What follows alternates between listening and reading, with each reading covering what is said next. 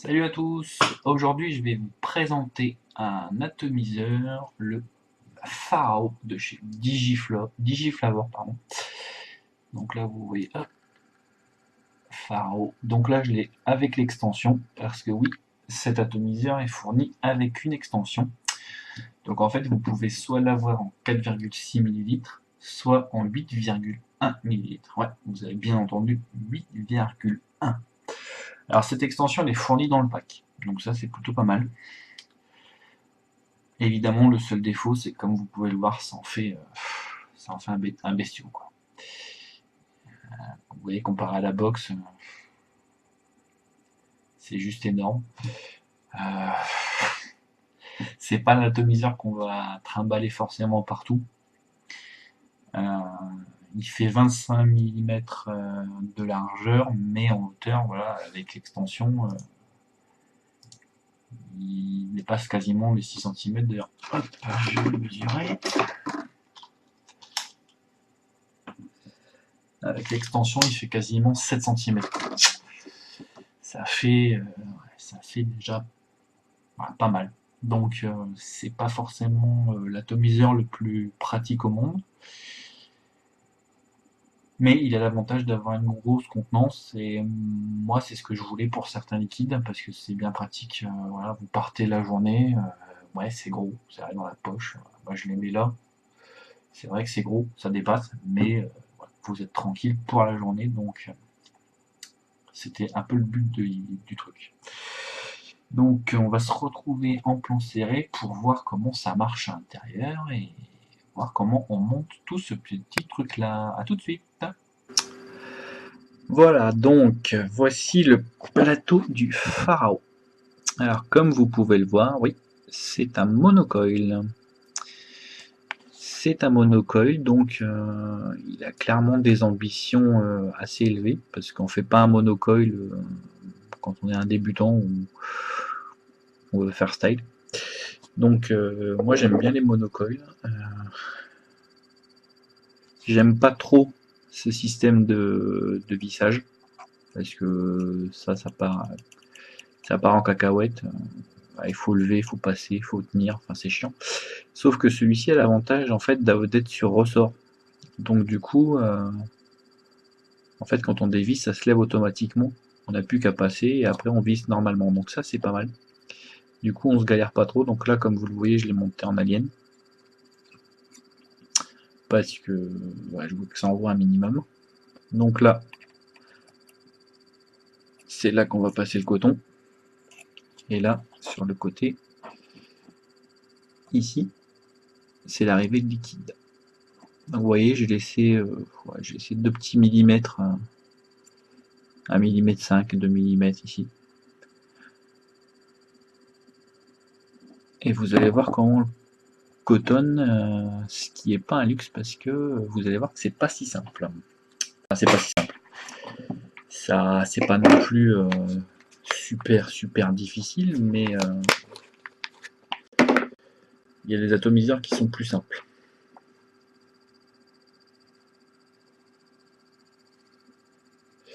Alors vous prenez une bande de coton, comme ceci. Voilà. Vous vrillez comme d'habitude l'extrémité. Jusque là, il n'y a rien de bizarre, je ne peux pas assez faire là. Là. Vous le passez dans le coil. Toc, vous tirez. Cette partie-là en elle-même ne représente pas une difficulté majeure. Ouais, vous tirez jusqu'à ce que ça soit bien l'aise. Voilà. La difficulté, c'est après de bien couper son coton parce que si vous n'en coupez pas assez, bah, vous allez avoir des fuites sur cet atomiseur. Et ouais. Donc là, vous pliez, vous regardez à peu près où est-ce que ça tombe au niveau de l'arrivée de juice. Vous coupez vous laissez une petite marge. Pareil de l'autre côté. Voilà. En fait, plutôt que de le tirer à fond vers le bas, vous le pliez histoire histoire que le coton soit pas tiré à fond comme ça, mais soit plutôt une forme arrondie en coude, quoi. C'est plus simple pour le cotonner. Donc là, ce que vous faites, c'est que hop, vous le coudez, vous passez et vous mettez, vous le passez pas, non, vous le mettez simplement dans la queue. Alors sans trop tasser, évidemment, excusez-moi, je le fais directement, c'est plus simple. Sans trop tasser, mais il faut que voilà, ça soit bien rempli au niveau du coton parce que ça évite que le jus remonte et n'aille faire chier les airflows qui sont attendez que je dise pas de bêtises. En fait l'airflow est en dessous le coil. Là vous voyez sur le côté, là vous voyez un petit trait noir, c'est ça. Donc en fait si vous le cotonnez mal là et de l'autre côté pareil, le liquide va remonter, va imbiber trop le coton, va couler dans l'airflow et ça va couler de tous les côtés. Donc voilà, c'est un peu chiant à cotonner au début. La première fois que vous l'avez, vous allez sûrement le foirer. Je vous le dis. Mais comme le dit le dicton, c'est en forgeant qu'on devient forgeron. Voilà, je regarde si je l'ai bien mis. Tac. Voilà. Donc là, il est bien mis. Là, il y en a suffisamment de ce côté-là et de ce côté-là, pareil. Donc là, vue de pif, je pense qu'il y en a assez. C'est du vue de pif parce que bah voilà, je l'ai déjà fait, mais il y a toujours le risque de se foirer une nouvelle fois. Mais là, vue de pif, quand on regarde comme ça, il y a l'air d'avoir assez de coton des deux côtés. Donc là, ce qu'on fait, évidemment, comme d'habitude, n'est-ce pas, on va l'imbiber de jus. Excusez-moi, je range mon matos parce que comme c'est sur mes genoux, ça me fait un peu chier. Voilà.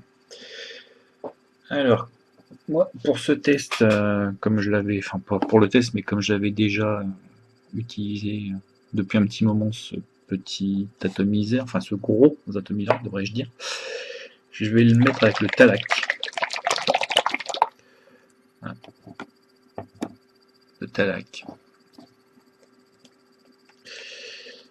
Toc, donc comme d'habitude, on passe sur le coil, n'hésitez pas sur le coil, on passe aussi sur les coudes. Alors si vous imbibez pas en dessous, c'est pas grave parce que c'est comme c'est l'arrivée de liquide, il va tout de suite s'imbiber. Donc c'est pas grave, voilà.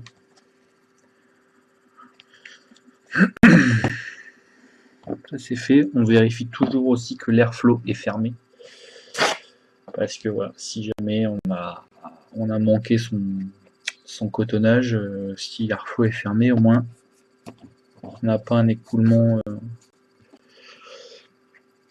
trop important et on risque pas de perdre tout le liquide. Donc là, je suis désolé, je peux pas le renverser parce que j'ai du liquide dedans. Donc voilà, on le met tout simplement comme ça, il n'y a rien de compliqué. Hein. Après ça, on visse. Voilà, il n'y a rien de compliqué. Alors, la particularité de ce petit gros ato, c'est que voilà, là, comme vous le voyez ici, ça, ce sont les arrivées de liquide. Donc en fait, la tour, enfin le cylindre principal tourne tout le temps en fait. Voyez, il s'arrête quasiment, déjà. Ah si, là il est coincé. Mais vous pouvez le tourner pas trop mal. Voilà, vous pouvez voir les arrivées de liquide qui sont bien larges. Donc là, moi j'ai un liquide en 50-50, mais je le laisse ouvert parce que comme il y a quand même beaucoup de coton, je préfère le laisser ouvert. Alors là, je vais les fermer tout simplement. Toc, voilà. Là, vous voyez l'airflow qui est fermé. Pourquoi? Parce que hop, on dévisse voilà, le sommet en tenant bien la bague là et on verse. Alors comme vous voyez, c'est voilà, on voit pas trop bien, mais en fait vous avez une arrivée ici et une arrivée là. Donc c'est large, c'est suffisamment large pour que voilà, des flacons twist passent nickel. Donc là, on y va gaiement. 8 millilitres, il y a de quoi faire. Vous pouvez quasiment le remplir voilà, jusqu'en haut, il n'y a pas de souci. C'est fait pour, je dirais. Et là, on remplit tout simplement le top. Et après ça, on tourne voilà, pour voir l'arrivée de liquide. Et on est pareil. Alors après ça, je vous dirai après ce qui m'a un petit peu gêné dans cet atto. Et on va voir tout de suite en gros plan ce que j'en pense. Tout de suite. Oui, comme vous pouvez le voir, ça marche. J'ai pas eu de fuite, donc j'ai réussi mon petit montage. Alors que dire de ce phare? Moi j'aime bien son look, je trouve pas mal. J'aime beaucoup sa contenance. Parce que j'en ai marre des atomiseurs qui font 2 millilitres et qui voient le jus partir à une vitesse pharaonique, c'est qu'à le dire. J'avais envie de quelque chose d'un petit peu plus grand, donc voilà, j'ai opté pour le Pharaon. Mais euh, il n'est pas parfait, on va voir tout de suite pourquoi. Alors, dans ce que j'ai aimé, sa restitution de saveur qui est pas mal. C'est pas la meilleure en la matière que j'ai pu tester, mais il est encore tout à fait honnête. Le Talac est très bon dessus. On sent toutes les notes, toutes les différentes notes qu'on peut retrouver, qui composent le Talac. On les retrouve bien. À une condition, c'est de refermer l'airflow. Voilà. Ça, c'est une condition sine qua non. Là, je sais pas si on voit. Voilà. Là, on voit en fait, j'ai fermé l'airflow de moitié. Pourquoi? Parce que c'est un atomiseur qui est hyper aérien. Et quand je dis hyper aérien, je ne plaisante pas parce qu'à pleine ouverture,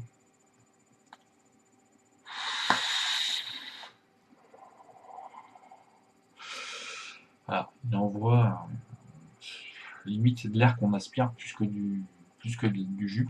Pour info, je suis à hop, donc je suis à 0,28 ohms pour 50 watts.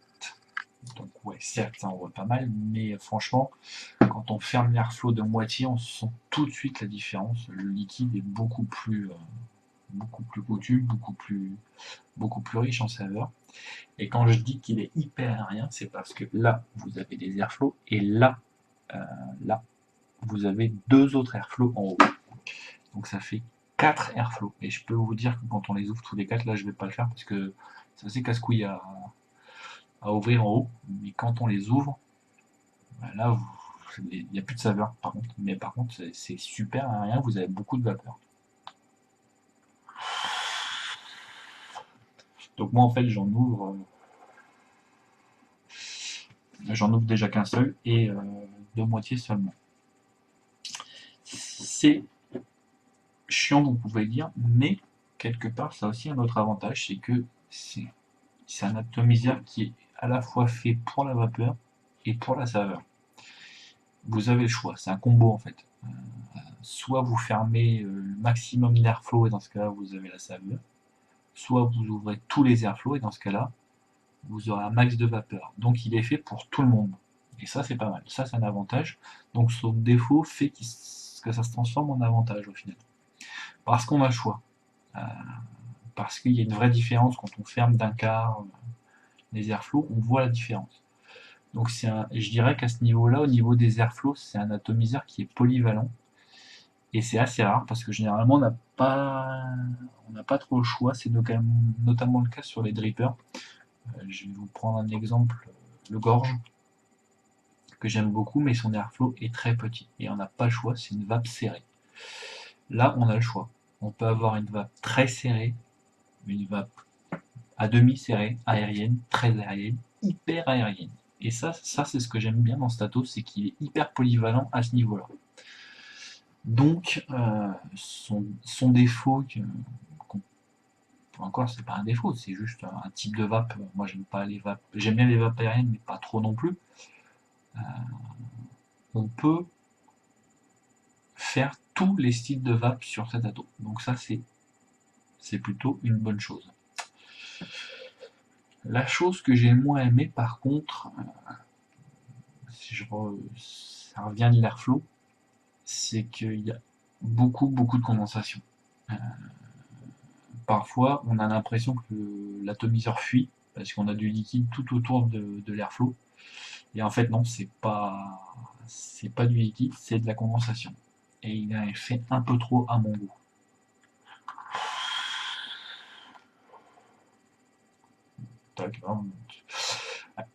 Il en fait un peu trop à mon goût parce qu'on a l'obligation de le nettoyer souvent. C'est pas méchant, vous allez me dire, c'est juste de la faute. Voilà, on passe un coup d'essuie-tout et roule qui boule boule. Mais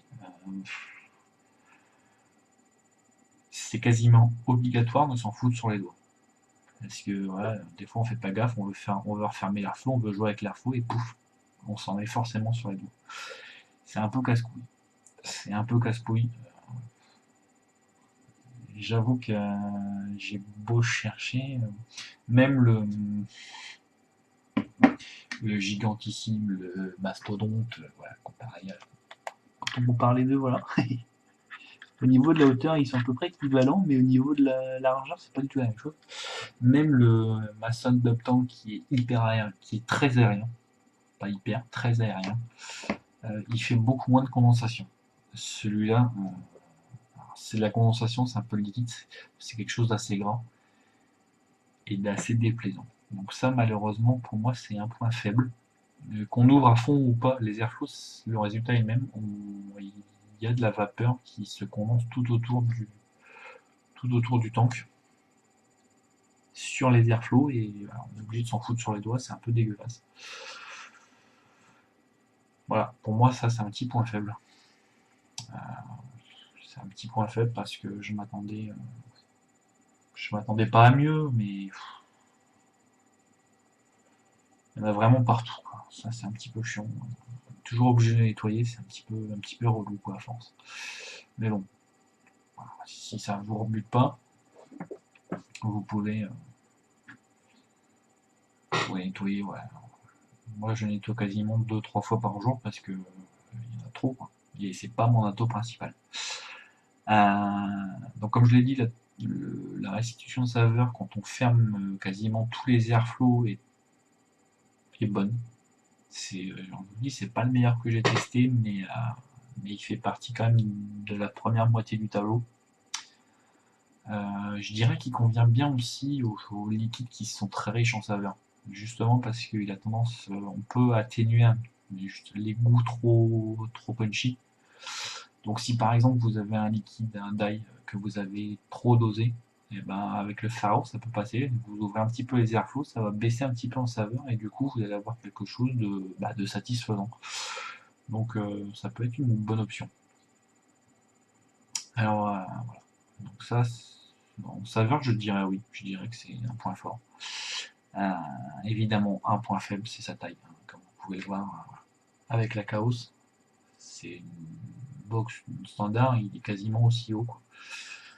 Bon là certes j'ai mis l'extension, mais même sans l'extension il est grand, quoi. Il n'y a pas photo.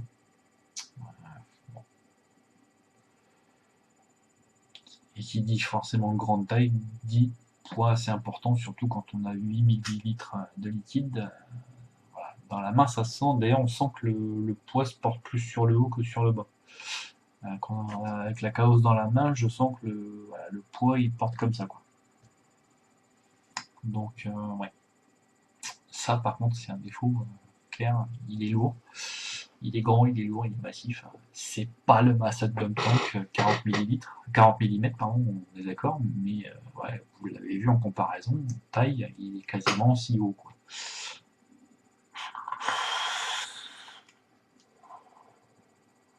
Et une bonne production de vapeur, et j'ai fermé un huitième des airflows, quoi. Donc, enfin, je suis à un huitième de la possibilité des airflows, donc c'est plutôt pas mal.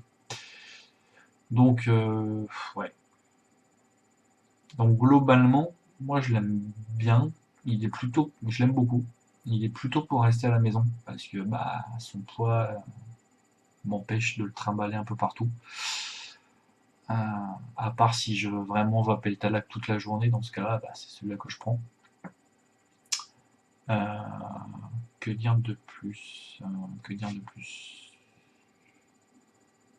Je vois pas. Donc ouais, comme vous l'avez vu, ça remplissage par le haut. Ça, la cheminée est assez grande, comme vous pouvez le voir. Donc ça j'aime bien parce que il y a certains atomiseurs récents qui offrent des cheminées un petit peu petites en diamètre et en hauteur. Là en hauteur c'est tout à fait satisfaisant et en diamètre ça l'est tout autant. Donc on a une bonne vape.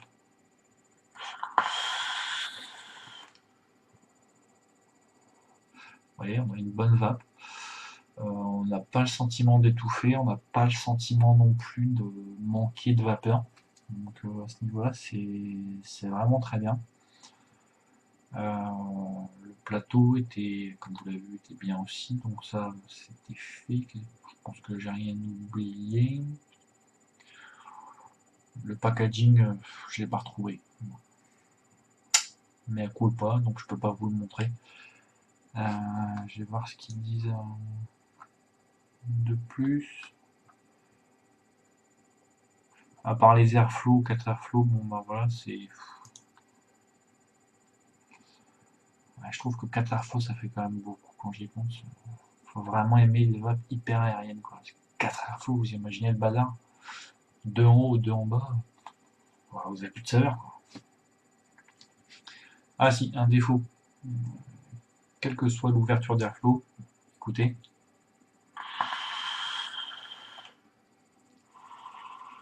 il fait un peu, il fait un peu de bruit, il siffle un petit peu. Bon, ça c'est vrai qu'à ce niveau-là, c'est franchement pas le plus silencieux que j'ai testé.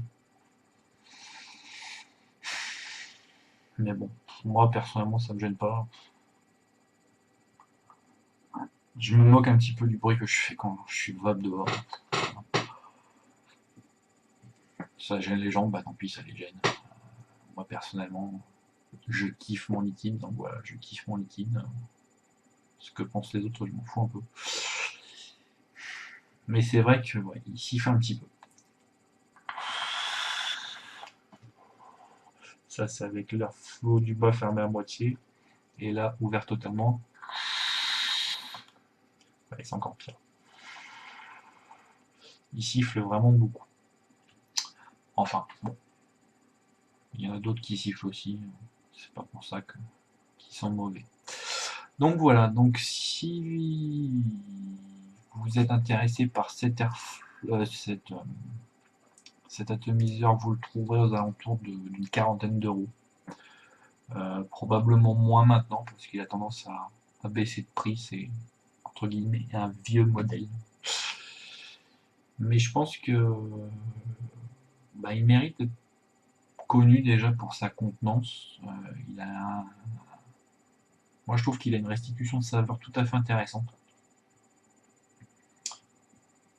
Donc, euh, donc ouais, ça peut être pas mal. D'autant plus que c'est un monocoil. Ça, je trouve que c'est une bonne idée de l'avoir fait en monocoil parce qu'on a des saveurs mieux restituées. Donc ouais, c'est à voir. Mais si vous cherchez un atomiseur qui peut aller de 4 à 8 millilitres de liquide, bah, je pense que le Pharaon il est pour vous. Euh, il est plutôt intéressant. Je vous dis, moi, le Talac, je l'avais vapé, je l'ai d'abord vapé sur Dripper pour le tester. Et bah, sur ce Pharaon, il est vraiment très bon aussi. Donc, je vous le conseille. Je vous le conseille vraiment le Pharaon. Il n'est pas dénué de défauts, il est lourd. Même, même sans la bague supérieure qui rajoute 3 millilitres, il est quand même assez lourd, hein, faut pas se le cacher. Mais il a du potentiel, je trouve. Et même si c'est un vieux atomiseur comparé aux nouveautés, moi, je trouve il mérite d'être un peu connu. Donc voilà. Donc moi pour le Pharaon, je dis oui. Voilà, donc si vous avez aimé cette vidéo, abonnez-vous à ma chaîne et on se retrouve bientôt pour de nouvelles aventures.